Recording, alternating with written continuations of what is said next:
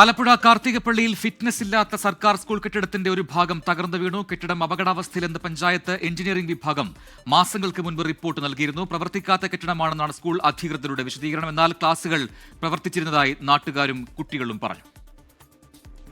ക്ലാസ്സിൽ പ്രവർത്തിക്കുന്നില്ല. അത് അൺഫിറ്റ് കെട്ടിടമാണ്.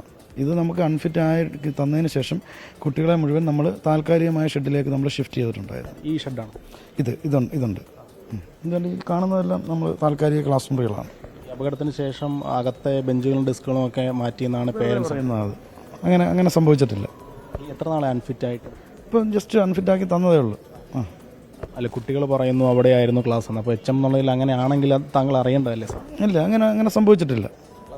ഇല്ലില്ല. അപ്പോൾ ഈ അകത്തെ ഈ ബോർഡുകളിലേക്ക് കഴിഞ്ഞ ദിവസത്തെ തീയതികളാണ് രേഖപ്പെടുത്തിയത്. അത് മറ്റേതെങ്കിലും തരത്തിൽ എന്തെങ്കിലും അധ്യാപകരെ വല്ലതും കയറി എന്തെങ്കിലും വർക്കുകൾ വല്ലതും ചെയ്തതാണെന്നുണ്ട്. അപ്പോൾ എൻ്റെ തന്നെ ഫയലുകളും ഒക്കെ അതിനകത്ത് സൂക്ഷിക്കുന്നുണ്ട്. എച്ച് എമ്മിൻ്റെ ഓഫീസ് നിലവിൽ മറ്റൊരു കെട്ടിടത്തിൽ. അതെ. 1000-ലധികം കുട്ടികൾ പഠിക്കുമ്പോൾ ഈ കുട്ടികളെല്ലാം ഓടിക്കളിച്ച് ഓടി വന്ന് എച്ച് എമ്മിൻ്റെ റൂമിലേക്കും മറ്റ് ക്ലബ്ബുകളിലേക്കൊക്കെ കയറി വരുന്ന സ്ഥലത്താണ് ഇങ്ങനെ ഒരു സംഭവം ഉണ്ടായിരിക്കുന്നത്. ഇന്ന് സൺഡേ ആയതുകൊണ്ടാണ് ഒരു വലിയ ദാരുണമായൊരു സംഭവം ഉണ്ടാകാതെ മാറിപ്പോയത്. ഇതിന്ന് ഫിറ്റ്നസ് ഇല്ലാത്തതിൻ്റെ പേരിൽ ഇന്നത്തെ ഒരു ചെറിയ മഴയത്ത് തകർന്നു വീണിരിക്കുകയാണ്. ഇതിൻ്റെ അനാസ്ഥ സർക്കാരിൻ്റെ അനാസ്ഥയാണ്, പഞ്ചായത്തിൻ്റെ അനാസ്ഥയാണ്.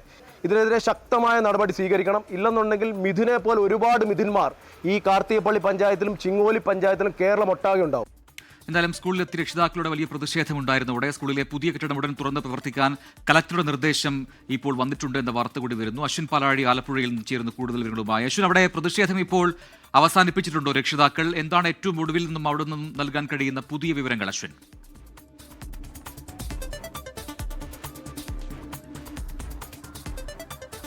പ്രജൻ, ഇന്ന് രാവിലെയോടെയാണ് ശക്തമായ കാറ്റിലും മഴയിലും ആ കെട്ടിടം തകർന്നു വീണത്. അതിനുശേഷം വൈകുന്നേരത്തോടുകൂടി സ്കൂൾ പരിസരം വലിയ പ്രതിഷേധങ്ങളിലേക്കാണ് നീങ്ങിയത്. രക്ഷിതാക്കളും ഒരു ഭാഗം രാഷ്ട്രീയ പാർട്ടി പ്രവർത്തകരുമെല്ലാം പ്രതിഷേധമായി എത്തി.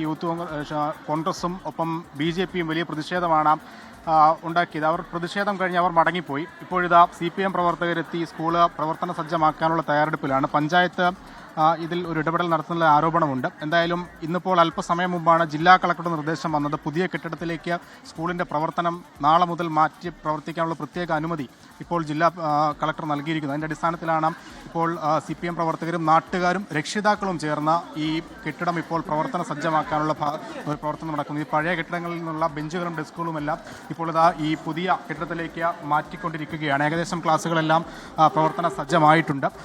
ഇതിന് ഫിറ്റ്നസ് ലഭിക്കാത്തതാണ് ഇതുവരെ പുതിയ കെട്ടിടം പ്രവർത്തന സജ്ജമാകാത്തതിൻ്റെ കാരണമെന്നുള്ളതാണ് മറ്റൊരു പ്രധാനപ്പെട്ട കാര്യം. ബാക്കി എല്ലാ പ്രവർത്തനങ്ങളും പൂർത്തിയായിരിക്കുന്ന കെട്ടിടമാണ്. വൈദ്യുതി ബന്ധം മാത്രമാണ് ഇനി കിട്ടാനുള്ളത്. നാളെ ഇതിന് താൽക്കാലികമായ വൈദ്യുതി ബന്ധം നൽകാൻ കൂടി കളക്ടർ അറിയിച്ചിട്ടുണ്ട്. എന്തായാലും ഈ പഴയ കെട്ടിടത്തിൽ പ്രവർത്തിച്ച സ്കൂളിൽ കെട്ടിടത്തിൽ ക്ലാസ്സുകൾ ഉണ്ടായിരുന്നില്ല എന്നുള്ളതായിരുന്നു പ്രധാന അധ്യാപകനടക്കം പറഞ്ഞ കാര്യം. എന്നാൽ അവിടെ ക്ലാസ്സുകൾ ഉണ്ടായിരുന്നു എന്ന് തെളിയിക്കുന്ന പല കാര്യങ്ങളും നമുക്ക് അവിടെ നിന്ന് കാണാനായതാണ്.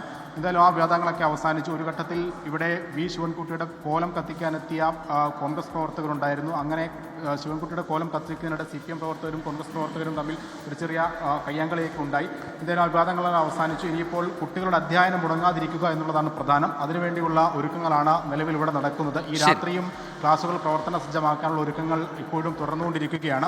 മറ്റൊരു പ്രധാനപ്പെട്ട കാര്യം, ഈ സംഭവവുമായി ബന്ധപ്പെട്ട് രാഷ്ട്രീയ ആരോപണങ്ങൾ കൂടി വരുന്നുണ്ട്. സ്ഥലം MLA, സ്ഥലം MP ഒക്കെ UDFൻ്റേതാണ്, അവരൊന്നും വരുന്നില്ല എന്നുള്ള രാഷ്ട്രീയ ആരോപണങ്ങൾ വരുന്നു. എന്തായാലും നാളെ വലിയ പ്രതിഷേധം വീണ്ടും ഉണ്ടാകും എന്നുള്ളതാണ് പറയാൻ കഴിയുന്ന കാര്യം. തേവലക്കരയിൽ വലിയ ഭീഷണിയായിരുന്ന ഒരു വൈദ്യുതി ലൈൻ, അവിടെ ഒരു കുഞ്ഞിൻ്റെ മരണമുണ്ടായപ്പോൾ അത് മണിക്കൂറുകൾക്കുള്ളിൽ മാറ്റുന്ന KCB. ഇവിടെ ഇപ്പോൾ ഒരു കെട്ടിടത്തിൻ്റെ ഒരു ഭാഗം തകർന്നു വീണു. അതിന് പിന്നാലെ വളരെ പെട്ടെന്ന് തന്നെ പുതിയ കെട്ടിടത്തിലേക്ക് പ്രവർത്തനം മാറ്റുന്ന സ്കൂൾ. അങ്ങനെ എന്തെല്ലാം കാഴ്ചകളാണ് നമ്മൾ ഓരോ ദിവസങ്ങളായി കണ്ടുകൊണ്ടിരിക്കുന്നത്. അശ്വിൻ പാലാഴിയാണ് ആലപ്പുഴയിൽ നിന്നും വിശദാംശങ്ങൾ നൽകിയത്. ഇടവേള.